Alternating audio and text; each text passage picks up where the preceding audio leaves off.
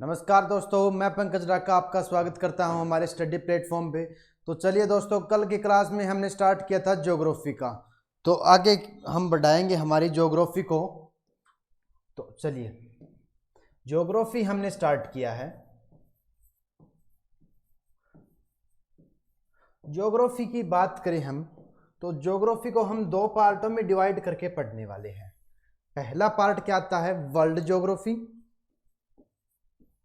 और दूसरा पार्ट क्या आता है, इंडियन ज्योग्राफी। Indian geography. तो हमने क्या है, कल की क्लास में हमने वर्ल्ड ज्योग्राफी स्टार्ट किया हुआ है, और वर्ल्ड ज्योग्राफी में भी हमने सबसे पहला टॉपिक क्या उठाया था, हमने कॉस्मोलॉजी उठाया था। पहला टॉपिक क्या उठाया हमने, कॉस्मोलॉजी उठाया। कॉस्मोलॉजी को उठाया है हमने, पहला टॉपिक हम करने वाले हैं कॉस्मोलॉजी। उसका मतलब थोड़ा सा पार्ट रहता है, और उसके बाद में हम पढ़ेंगे क्या, सोलर सिस्टम। सोलर सिस्टम के बारे में हम पढ़ेंगे। पहले हम हमारी वर्ल्ड ज्योग्राफी को कंप्लीट करेंगे, उसके बाद हम इंडियन ज्योग्राफी की तरफ आएंगे।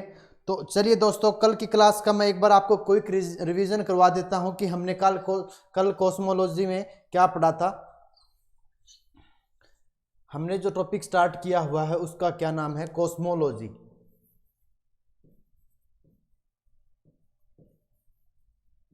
कॉस्मोलॉजी या ब्रह्मांड कह देते हैं,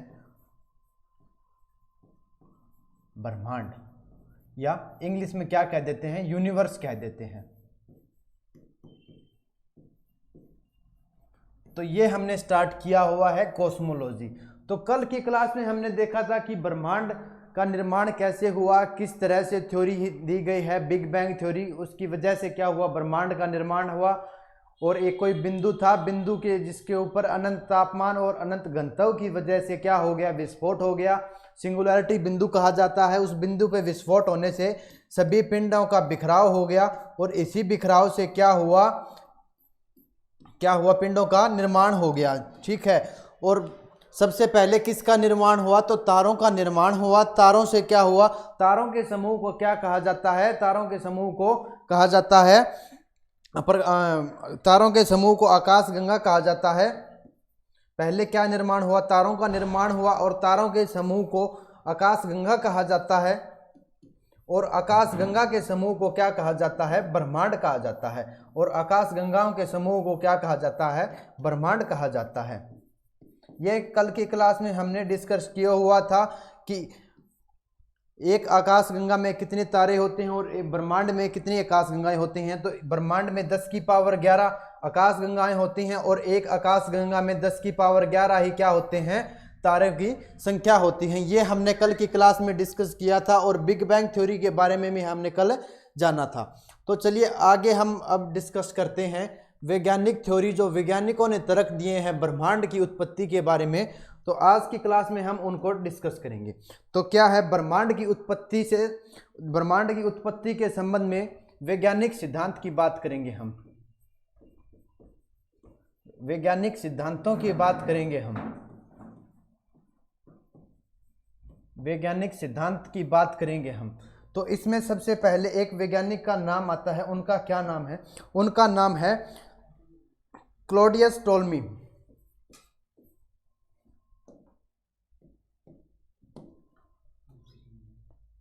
तो सबसे पहले वैज्ञानिक का जिक्र करते हैं हम, क्लॉडियस टोल्मी। क्लॉडियस टोल्मी का जिक्र करते हैं, हिंदी में लिख देता हूं मैं।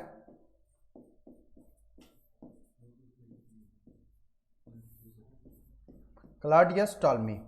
तो इन्होंने एक थ्योरी दी थी। इनका थ्योरी का क्या नाम था, जियोसेंट्रिक थ्योरी दी थी इन्होंने। इनका क्या कहना था, जियोसेंट्रिक थ्योरी दी थी इन्होंने, क्लॉडियस टोल्मी ने।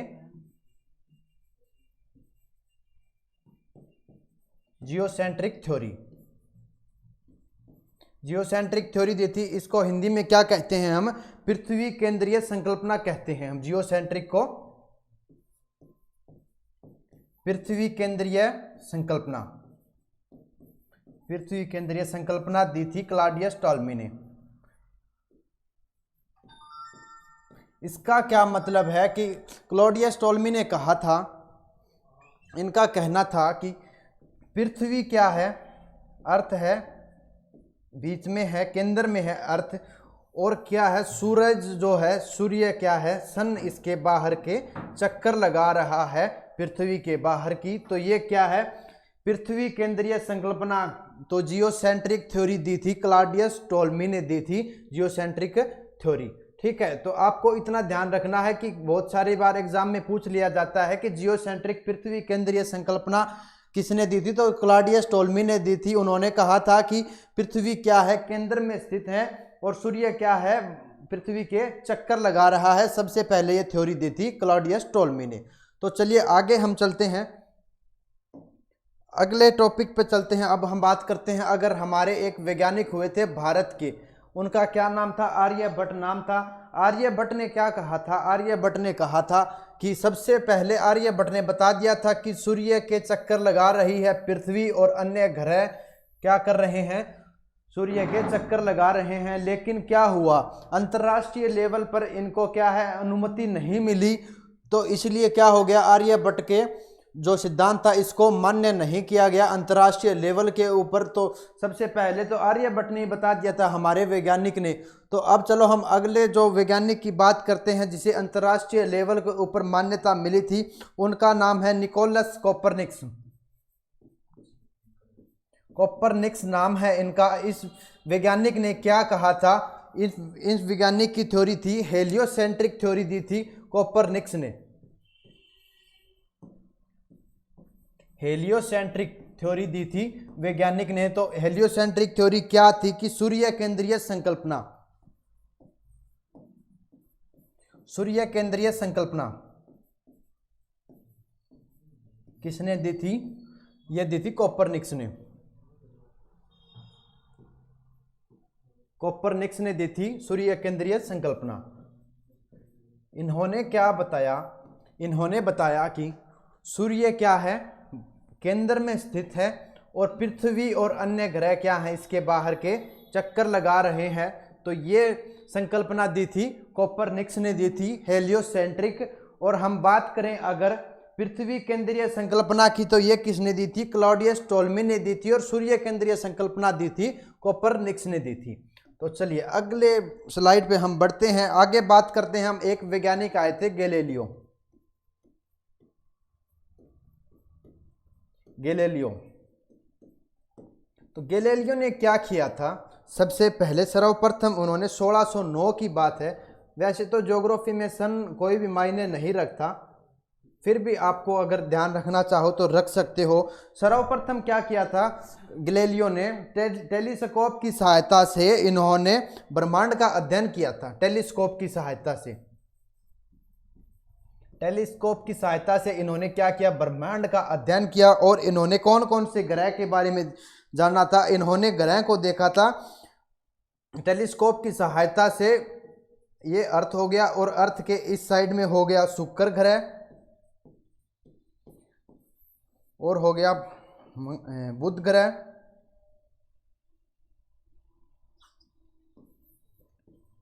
बुध ग्रह, शुक्र ग्रह, और इन्होंने देखा था मंगल, बृहस्पति, मंगल, बृहस्पति और शनि को इन्होंने क्या है, टेलीस्कोप की सहायता से देख लिया था। सबसे पहले किसने देखा था, गैलीलियो ने देखा था। टेलीस्कोप की सहायता से सर्वप्रथम इन्होंने क्या किया था, ब्रह्मांड का अध्ययन किया था। और इन्होंने बस, इनकी टेलीस्कोप कहाँ तक पहुंच पाई थी, शनि ग्रह तक पहुंच पाई थी। इस तरफ मंगल, बृहस्पति, शनि, और इस तरफ इन्होंने देखा शुक्र और बुध, इन्होंने टेलीस्कोप की सहायता से देख लिया था। अब हम बात करते हैं अगले वैज्ञानिक की। तो अगले वैज्ञानिक का नाम आता है विलियम हर्शेल।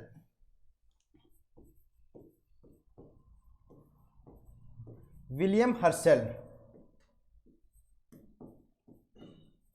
विलियम हर्शेल ने क्या देखा था, सबसे पहले विलियम हर्शेल का कहना था कि हमारा ब्रह्मांड है, जो हमारा सौरमंडल है, विलियम हर्शेल ने कहा था हमारा सौरमंडल,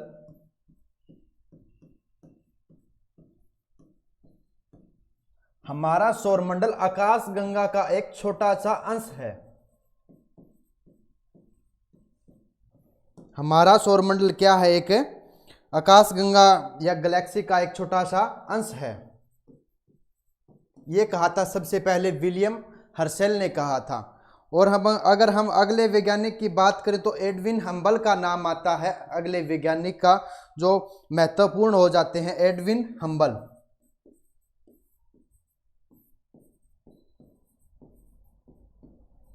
एडविन हम्बल ने क्या किया था? बताया था कि इन्होंने ब्रह्मांड का निरंतर विस्तार हो रहा है। एडविन हम्बल ने क्या बताया था? कि ब्रह्मांड का निरंतर विस्तार हो रहा है।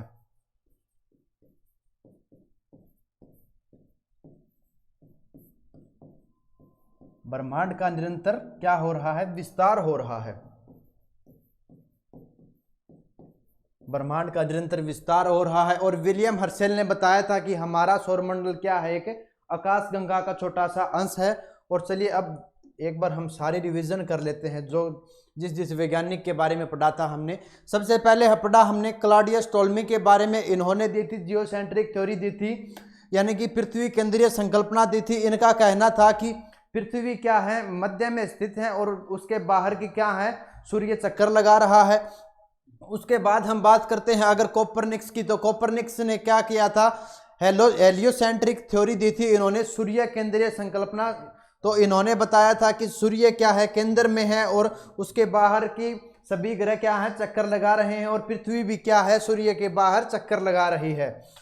और फिर उसके बाद हमने बात की थी गैलीलियो की। तो गैलीलियो ने 1609 के अंदर टेलीस्कोप की सहायता से क्या ब्रह्मांड का अध्ययन किया था। और ये इन्होंने कौन कौन से ग्रह को देख लिया था? बुध, शुक्र, मंगल, बृहस्पति, शनि, इन ग्रह को इन्होंने टेलीस्कोप की सहायता से देख लिया था। अब हमने आगे बात की थी विलियम हर्शेल की। तो विलियम हर्शेल ने क्या कहा था? इन्होंने कहा था कि हमारा सौरमंडल क्या है? एक आकाशगंगा का छोटा सा अंश है बस। और एडविन हम्बल ने कहा था आगे ब्रह्मांड का निरंतर क्या हो रहा है? विस्तार हो रहा है। तो चलिए बस ब्रह्मांड के बारे में बस इतना ही था दोस्तों। अगर आपको कोई भी कुछ चीज समझ नहीं आई तो आप पीछे वाली क्लास को देख लेना।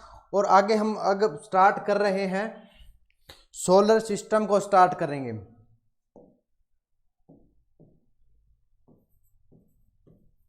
सोलर सिस्टम, और हमने कॉस्मोलॉजी पढ़ लिया है, ब्रह्मांड यूनिवर्स को पढ़ लिया है पहले की क्लास में। अब हम सोलर सिस्टम को जानेंगे। सोलर सिस्टम को हिंदी में कहते हैं सौरमंडल।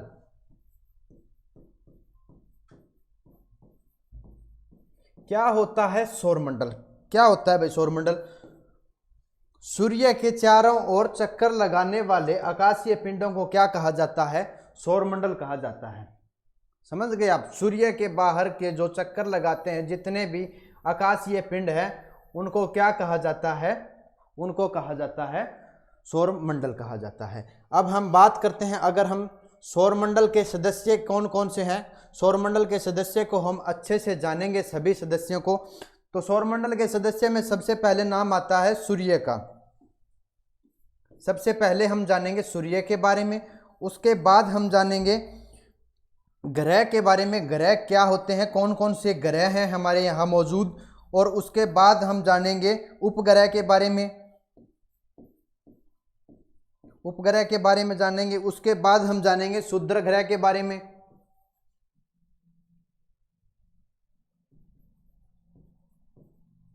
क्षुद्र ग्रह के बारे में जानेंगे। उसके बाद हम क्या जानेंगे? उसके बाद हम धूमकेतु के बारे में पढ़ेंगे। और उसके बाद हम पढ़ेंगे उल्का पिंड के बारे में।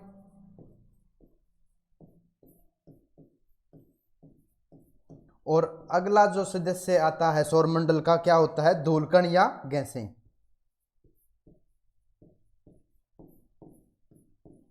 इनके बारे में हम जानेंगे अच्छे से विस्तार से। तो सौरमंडल के ये सभी सदस्य हैं। तो आज की क्लास में हम सिर्फ सूर्य को जानेंगे, सूर्य के बारे में अच्छे से विस्तार से चर्चा करेंगे इस क्लास में। तो अब हम बात करते हैं अगर सूर्य की। सूर्य क्या है? सूर्य सौरमंडल का एक प्रधान है। हम बात करते हैं सौर सदस्य में सूर्य की बात करते हैं। सूर्य क्या है? सौरमंडल का है प्रधान। प्रधान बोला जाता है सूर्य को। किसका? सौरमंडल का प्रधान बोला जाता है सूर्य को। ठीक है। और ये क्या है, ये हमारी मंदाकिनी जो है, कल की क्लास में हमने जिक्र किया था कि हमारी आकाशगंगा का क्या नाम है, हमारी आकाशगंगा का नाम दुग्ध मेखला है। तो ये दुग्ध मेखला से कितना दूर है, लगभग 3000 प्रकाश वर्ष की दूरी पर है ये हमारी दुग्ध मेखला से, हमारी आकाशगंगा से 3000 प्रकाश वर्ष की दूरी पर स्थित है सूर्य। ठीक है, अब हम बात करें तो अगर आपने अब तक सुना होगा कि सिर्फ क्या है, पृथ्वी ही चक्कर लगा रही है सूर्य के, लेकिन आज आपको दोस्तों नई चीज जानने को मिलेगी पहली बार कि क्या है, सूर्य भी चक्कर लगाता है। किसके चक्कर लगाता है, ये दुग्ध मेखला मंदाकिनी के चक्कर लगाता है। कल की क्लास में हमने जिक्र किया था कि आकाशगंगा किसे कहा जाता है, आकाशगंगा तारों के समूह को कहा जाता है। ये है हमारी आकाशगंगा, क्या नाम है इसका, दुग्ध मेखला। अब हम बात करें तो ये है सूर्य, ये है हो गया सन, और इसके सन के बाहर चक्कर लगाते हैं हमारे ग्रह, बुध, शुक्र, पृथ्वी, ये सभी ग्रह हो गए। ये क्या है, सूर्य के चक्कर लगाते हैं। अब आपको जानना है कि सूर्य भी चक्कर लगाता है हमारी मंदाकिनी के, हमारी जो आकाशगंगा है दुग्ध मेखला के चक्कर लगाता है सूर्य। ये शायद आपने पहली बार जाना होगा। ठीक है, तो हम बात करें तो किस स्पीड पे चक्कर लगाता है सूर्य हमारी मंदाकिनी के, तो 250 किलोमीटर पर सेकंड की दर से क्या है, सूर्य हमारी मंदाकिनी के चक्कर लगाता है, या दुग्ध मेखला कह दो या मंदाकिनी कह दो, आकाशगंगा है हमारी। तो इसके बाहर से सूर्य चक्कर लगाता है 250 किलोमीटर सेकंड की स्पीड से चक्कर लगाता है। और हम अगर बात करें तो इसका परिक्रमण काल कितना होता है, कितने समय में ये अपना चक्कर पूरा कर लेता है, तो ये कर लेता है 25 करोड़ वर्ष में, 25 करोड़ वर्ष में अपना ये चक्कर पूरा कर लेता है सूर्य। दुग्ध मेखला मंदाकिनी के बाहर से 25 करोड़ वर्ष का समय लग जाता है इसे। ये देख लो, इस तरह से चक्कर लगाता है सूर्य हमारी दुग्ध मेखला के, तो इनको 25 करोड़ वर्ष लग जाते हैं। ठीक है, और 250 किलोमीटर पर सेकंड की दर से ये क्या है, चक्कर लगाता है। और ये हमारी दुग्ध मेखला मंदाकिनी से कितनी दूर है, तो ये क्या कितनी दूर है, 3000 प्रकाश वर्ष की दूरी पर स्थित है। और अगर हम बात करें तो इसे क्या कहा जाता है, जब ये एक चक्कर पूरा करता है 25 करोड़ वर्ष में, तो इसे कहा जाता है ब्रह्मांड वर्ष कहा जाता है, ब्रह्मांड वर्ष या कॉस्मोस ईयर कहा जाता है इसे, जब सूर्य दुग्ध मेखला के चक्कर लगाता है 25 करोड़ वर्ष में। इसे क्या कहा जाता है, कॉस्मोस ईयर या ब्रह्मांड वर्ष कहा जाता है दोस्तों। तो चलिए अब हम बात करते हैं, और ये चक्कर सूर्य किस दिशा में लगाता है, ये है सूर्य अपने अक्ष पर पूर्व से पश्चिम दिशा में घूमता है, इसका घूर्णन है, पूर्व से पश्चिम दिशा में घूमता है सूर्य भी। अब तक आपने सुना होगा सिर्फ पृथ्वी ही घूर्णन करती है, लेकिन आपको पता होना चाहिए सूर्य भी घूर्णन करता है पूर्व से पश्चिम दिशा में। और घूर्णन किसका करता है ये, और परिक्रमण किसका करता है, हमारी जो है आकाशगंगा दुग्ध मेखला का परिक्रमण करता है सूर्य भी। ठीक है, और इसका परिक्रमण काल कितना है, 250 करोड़ वर्ष है, और जिसे क्या कहा जाता है, ब्रह्मांड वर्ष कहा जाता है। और पूर्व से पश्चिम दिशा में सूर्य क्या है, परिक्रमा करता है। तो चलिए अगली स्लाइड पे बढ़ते हैं, हम आगे बात करते हैं। अगर हम सूर्य पृथ्वी से कितनी दूरी पर है, सूर्य की दूरी कितनी है पृथ्वी से, सूर्य की पृथ्वी से दूरी है लगभग आप कह लो 15 करोड़ किलोमीटर, 15 करोड़ किलोमीटर दूर है सूर्य पृथ्वी से। ठीक है, अगर आप एक्चुअल डाटा की बात करो तो मैं आपको बता देता हूं 14.98 लिखा होता है कुछ पुस्तकों में 15 करोड़ लिखा होता है। तो आपका जो मन करे वो मान लेना, 15 करोड़ या 14.98 करोड़ किलोमीटर दूर है सूर्य पृथ्वी से। ठीक है, आप इतना आपको समझ आ गया। अब आगे की बात करते हैं हम सूर्य के बारे में। तो सूर्य कितने भागों में विभाजित होता है, तो सूर्य की परतें होती हैं, 4 परतें होती हैं सूरज की। ये हो गया हमारा सन। और इसकी कितनी परतें हैं? 4 परतें हैं सूर्य की। 2, 1, 2, 3 और अगली परत, एक और परत आती है।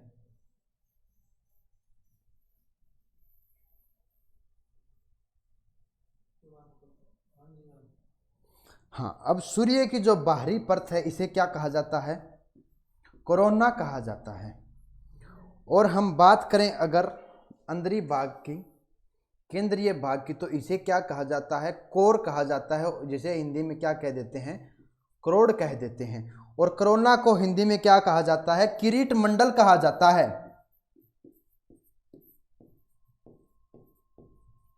किरीट मंडल कहा जाता है।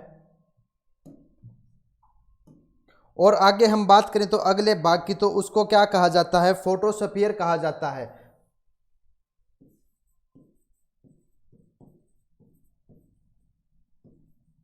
फोटोस्फीयर, ठीक है। और उसके बाद कौन सा भाग आता है? ये आता है क्रोमोस्फीयर।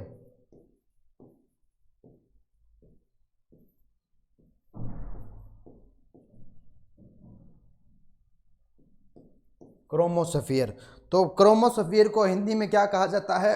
वर्णमंडल कहा जाता है क्रोमोस्फीयर को। और फोटोस्फीयर को हिंदी में कहा जाता है प्रकाश मंडल। प्रकाश मंडल कहा जाता है फोटोस्फीयर को हिंदी में, ठीक है। इतना आपको समझ आ गया होगा कि सूर्य के केंद्रीय भाग का क्या नाम है? इसका नाम है क्रोड या कोर कहते हैं जिसको हम। और सूर्य के बाहरी भाग का क्या नाम है? इसको बोलते हैं हम कोरोना या किरीट मंडल। और ठीक है, अंदरूनी भाग में अगर हम बात करें तो कोर, फोटोस्फीयर, प्रकाश मंडल, उसके बाद आता है क्रोमोस्फीयर और वर्णमंडल। ये आपको अच्छे से ध्यान रखना है कि ये क्या है? कोर है, अंदरूनी भाग, केंद्रीय भाग। उसके बाद आता है फोटोस्फीयर, उसके बाहरी भाग को कहते हैं हम क्रोमोस्फीयर, वर्णमंडल। और सबसे बाहरी भाग को क्या कह देते हैं? सूर्य के कोरोना कह देते हैं, किरीट मंडल कह देते हैं। तो चलिए अब हम इनको अच्छे से डिस्कस करेंगे। ये क्या है? सूर्य की आंतरिक संरचना है। ये सूर्य की आंतरिक संरचना।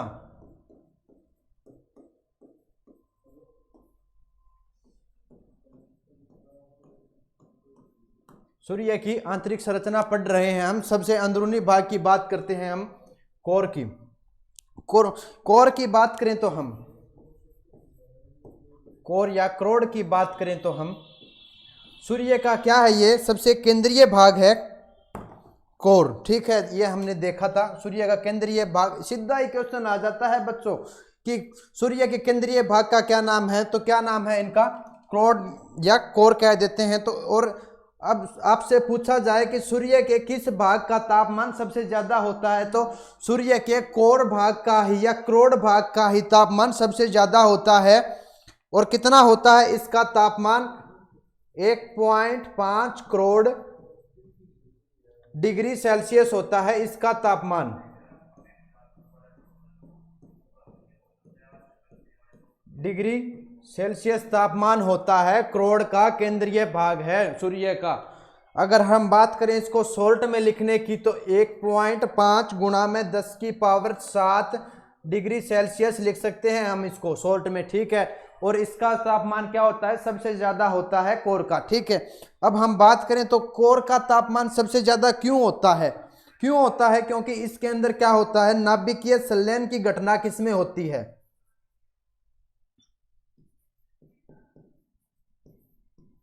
नाभिकीय संलयन की घटना अगर आपसे पूछे तो कहाँ होती है? सूर्य के किस भाग में होती है? तो ये कोर भाग में होती है। और इसी का तापमान सबसे ज्यादा होता है। और क्या है? ये सूर्य का केंद्रीय भाग है। अच्छे से आप ध्यान रख लो, इन बातों को एग्जाम में पूछी जाती हैं। और अगर बात करें तो हम एक और बात, कारण क्या है कि इसका तापमान इतना ज्यादा होता है, सबसे ज्यादा होता है? इसके अलावा यहाँ क्या होता है? हीलियम का विखंडन भी इसी भाग में होता है। हीलियम का विखंडन किस भाग में होता है? तो कोर भाग में होता है। सूर्य का सबसे अंदरूनी भाग है, ठीक है। और नाभिकीय संलयन की घटना और हीलियम का विखंडन भी कोर भाग में ही होता है। तो चलिए आगे हम बात करते हैं। अगर सूर्य का जो बाहरी भाग था, आपने देखा सूर्य का अंदरूनी भाग हो गया कोर और बाहरी भाग क्या हो गया कोरोना। अब हम बात करते हैं कोरोना के तापमान की।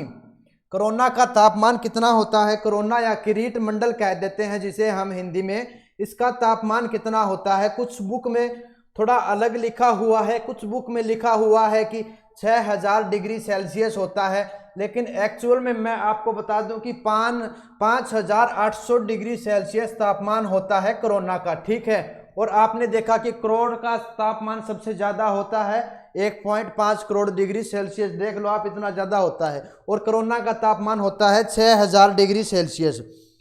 अब हम बात करते हैं अगर फोटोस्फीयर या प्रकाश मंडल की।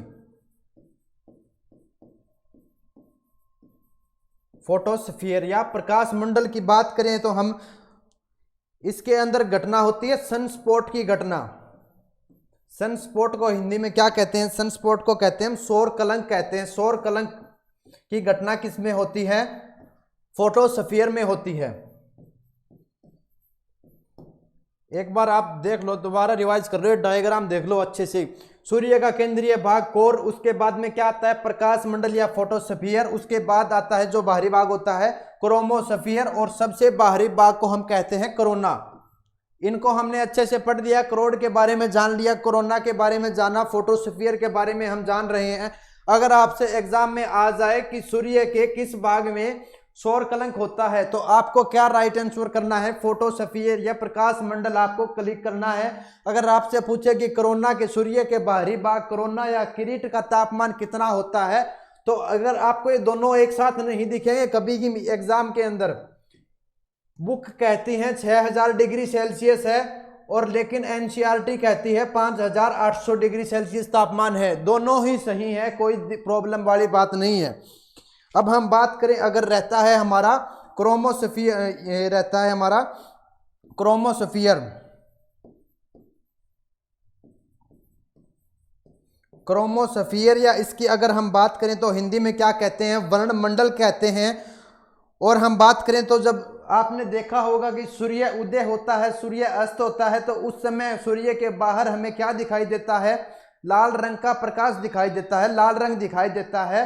तो ये किस वजह से दिखाई देता है, ये हमें वर्णमंडल या क्रोमोस्फीयर की वजह से सूर्य का रंग लाल दिखाई देता है हमें सूर्य उदय होते या सूर्य अस्त होते समय।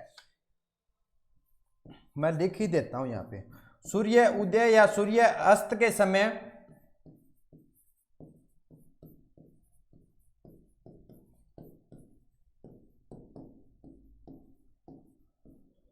सूर्य अस्त के समय रंग लाल दिखाई देने का कारण क्या है, यह भी हमारा क्रोमोस्फीयर है।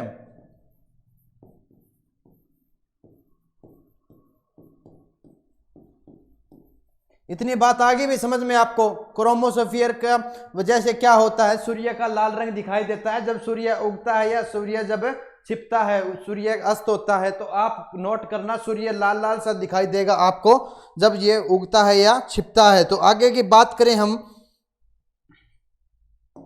अगली स्लाइड पे बढ़ते हैं हम। सूर्य ग्रहण के समय हमें क्या दिखाई देता है, सिर्फ कोरोना भाग दिखाई देता है। जब सूर्य ग्रहण होता है, जब पूर्ण सूर्य ग्रहण होता है,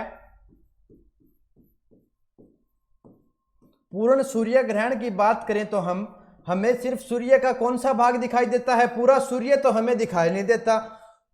पूर्ण सूर्य ग्रहण के अंदर चंद्रमा क्या है, पूरे जो हमने बात की थी सूर्य के 4 भाग की, सूर्य के 4 भाग की बात करी थी, करोड़, फोटोस्फीयर, क्रोमोस्फीयर। तो जब चंद्रमा पूर्ण सूर्य ग्रहण होता है तब चंद्रमा बाकी सभी भाग को क्या है, ढक लेता है, सिर्फ एक भाग दिखाई देता है हमें सूर्य का, वो कौन सा, कोरोना या किरीट मंडल हमें दिखाई देता है पूर्ण सूर्य ग्रहण के समय। आपके एग्जाम में आ जाएगी पूर्ण सूर्य ग्रहण में हमें सूर्य का कौन सा भाग दिखाई देता है, तो आपको क्या आंसर लगाना है, कोरोना इसका आंसर लगाना है, ठीक है। किरीट मंडल इसका आंसर लगाना है आपको एग्जाम में, ठीक है। अगर हम बात करें अब सूर्य की आयु की, सूर्य की आयु कितनी है, सूर्य की आयु है 10 अरब वर्ष सूर्य की टोटल आयु है। और हम बात करें अगर कितना समय हो गया सूर्य को अपना प्रकाश पहुंचाते हुए, तो 5 अरब वर्ष हो गए।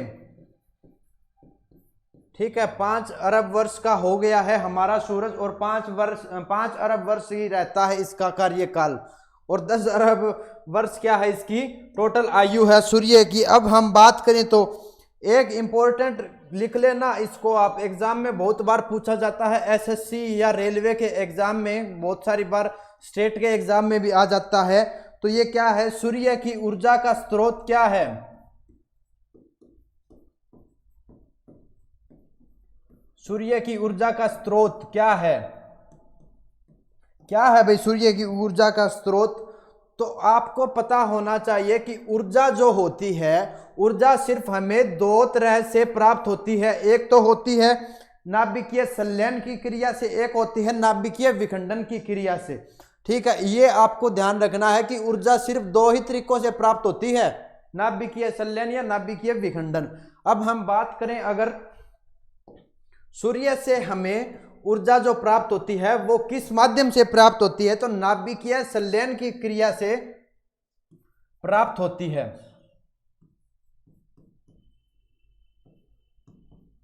नाभिकीय संलयन की प्रक्रिया से हमें ऊर्जा प्राप्त होती है,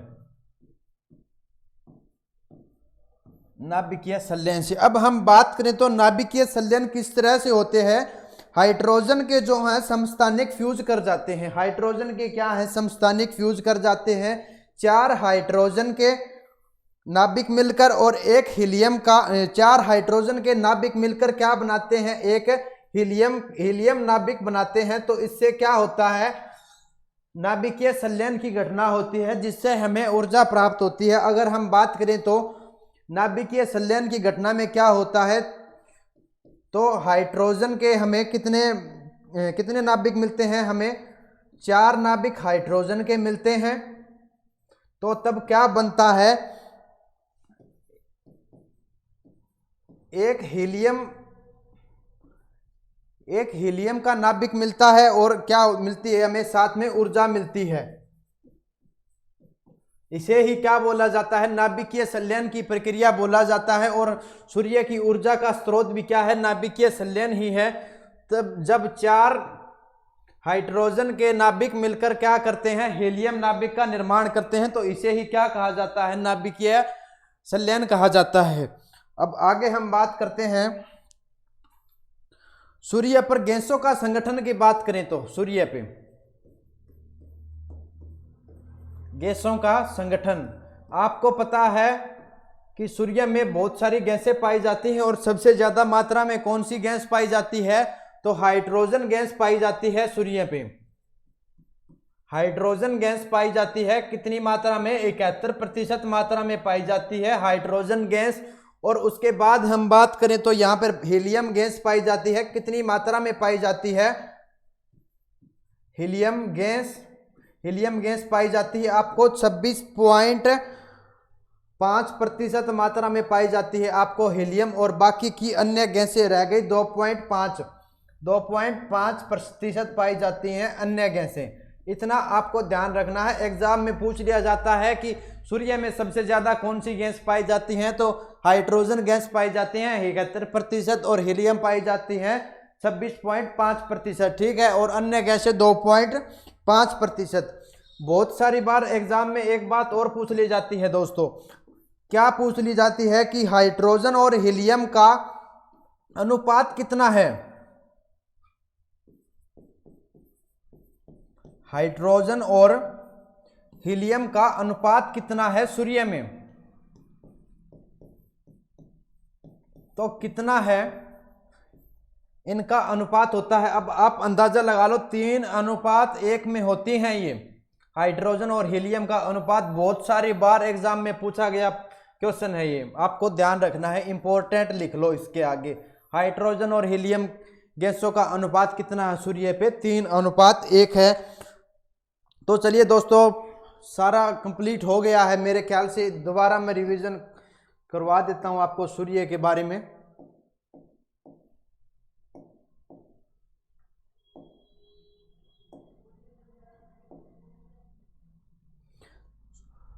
हमने सोलर सिस्टम शुरू किया था। सोलर सिस्टम में हमने देखा था कि हम सूर्य पढ़ेंगे, सबसे पहले सूर्य की बात की थी। तो क्या है, सौरमंडल का प्रधान होता है सूर्य, और सूर्य क्या है, हमारी आकाशगंगा का नाम है मंदाकिनी या दुग्ध मेघला कहते हैं। और उसके बाहर के सूर्य चक्कर लगाता है, और सूर्य की किस स्पीड से चक्कर लगाता है, तो 250 किलोमीटर 250 किलोमीटर पर सेकंड की दर से सूर्य क्या है, चक्कर लगाता है। हमारी मंदाकिनी या दुग्ध मेखला नाम है आकाशगंगा का, उसके बाहर चक्कर लगाते हैं। और कितने वर्षों में पूरा करता है सूर्य अपना चक्कर, तो 25 करोड़ वर्ष में पूरा करता है। ब्रह्मांड वर्ष कहा जाता है उसे, कॉस्मोस ईयर। और सूर्य पूर्व से पश्चिम दिशा में क्या करता है, घूर्णन करता है। आगे बात करते हैं हम, पृथ्वी से सूर्य की दूरी कितनी है, तो 15 करोड़ या 14.98 करोड़ किलोमीटर दूर है सूर्य पृथ्वी से। आगे हमने बात की थी कि सूर्य की आंतरिक संरचना के बारे में बात की थी कि सूर्य क्या है, 4 भागों में बांटा गया है। सबसे अंदरूनी भाग को क्या कहा जाता है, कोर कहा जाता है या करोड़ कहा जाता है। बाहरी भाग को कोरोना कहा जाता है। सबसे बाहरी भाग को किरीट मंडल कहा जाता है। फिर हमने बात की थी कि कोर भाग की बात की थी, तो इसका तापमान बताया था मैंने 1.5 करोड़ डिग्री सेल्सियस इसका तापमान है। और नाभिकीय संलयन की जो घटना होती है वो कहाँ होती है, कोर भाग में ही होती है। हीलियम का विखंडन का होता है, कोर में होता है। तो आगे फिर हमने बात की थी कोरोना के तापमान के बारे में, जो कि सूर्य का बाहरी भाग है। तो इसका तापमान 6000 डिग्री या 5800 डिग्री सेल्सियस तापमान होता है। फिर हमने बात की थी फोटोस्फीयर की, जो सौर कलंक की जो घटना होती है, सनस्पॉट जिसे हम कहते हैं, उसकी घटना कहाँ होती है, फोटोस्फीयर में होती है। क्रोमोस्फीयर की बात करें तो सूर्य उदय या सूर्य अस्त होते समय जब सूर्य का लाल दिखाई देने का कारण यही है। ठीक है, अब हमने बात की थी आगे पूर्ण सूर्य ग्रहण के जो समय जो हमें सूर्य का भाग दिखाई देता है, वो कौन सा भाग दिखाई देता है, कोरोना भाग हमें दिखाई देता है, सूर्य का बाहरी भाग। और सूर्य की आयु के बारे में बात की थी, तो सूर्य की आयु 10 अरब वर्ष। फिर हमने बात की थी सूर्य की ऊर्जा का स्रोत क्या है, तो सूर्य की ऊर्जा का स्रोत नाभिकीय संलयन है। बहुत सारी बार एग्जाम में सीधा पूछ लिया जाता है कि सूर्य की ऊर्जा का स्रोत क्या है, आपने देखा नाभिकीय संलयन है।